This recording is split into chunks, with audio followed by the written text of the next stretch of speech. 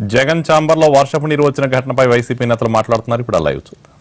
తీసుకువెళ్ళి అక్కడున్న పైపుని ఎవరో కోసేశారు. దీని ద్వారా నీళ్లు కిందకి వెళ్ళినాయి.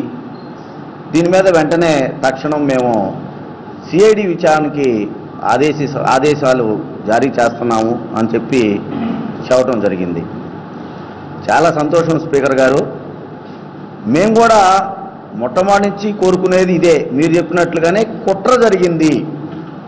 అయితే ఆ కుట్ర ఇవాళ ఏదో వర్షం కురిసి లీక్ అయ్యి కిందకి కుండపోతగా నీళ్లు గారిన దగ్గర నుంచి కాదండి. అసలు శాసనసభ ప్రాంగణం నిర్మాణం దశ నుంచి కూడా కుట్ర జరుగుతూనే వచ్చింది. అసలు దీనికి ప్రతిపాదనలు ఎవరు తయారు చేశారు, ఎంతగా తయారు చేశారు, ఏ కాంట్రాక్టర్కి ఇచ్చారు, ఆయన ఏ సబ్ కాంట్రాక్టర్కి ఇచ్చారు, ఎటువంటి నిర్మాణాలు జరిగినాయి, ఆ నిర్మాణాల దశలో ఎటువంటి అవకతవకలు తప్పొప్పులు జరుగుతూ జరిగినాయి.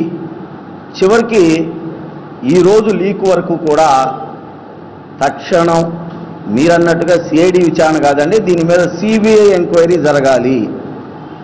సిబిఐ ఎంక్వైరీ అయితేనే ఉన్న వాస్తవాలు మొత్తం కూడా మొట్టమొదటి నుంచి ఉన్న నిజాలు, చంద్రబాబు నాయుడు ప్రభుత్వం చేస్తున్నటువంటి అవినీతి, రాజధానిని అడ్డం పెట్టుకొని చేస్తున్నటువంటి ప్రజాధనం లూటీ మొత్తం కూడా బయటకు వస్తాం జరుగుతుంది. కాబట్టి సిఐడి విచారణ కాకుండా సిబిఐ ఎంక్వైరీ వేయమని చెప్పేసి మేము కోరుతా ఉన్నాం.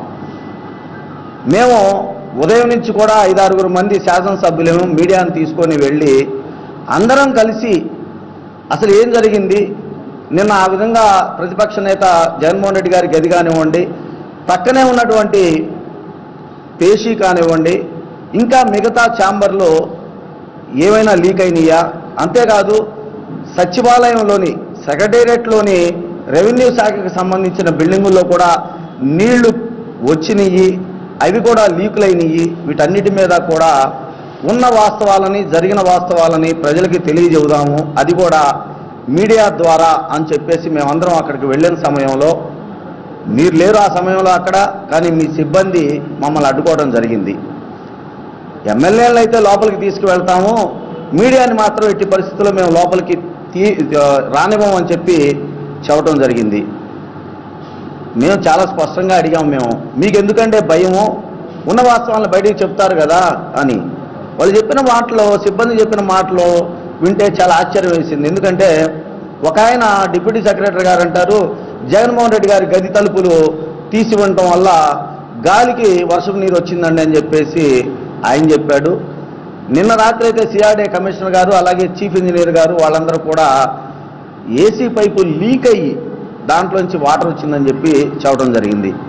మీరేమో ఇప్పుడు ఎవరో ఒక పైపు పైన కోసారు, ఆ కోసిన పైపు ద్వారా నీళ్లు వచ్చినాయని చెప్పి చెప్పడం జరిగింది. మేము అడిగాం, మమ్మల్ని ఒకవేళ మీరు కనుక వస్తున్నారు స్పీకర్ గారు, మీరు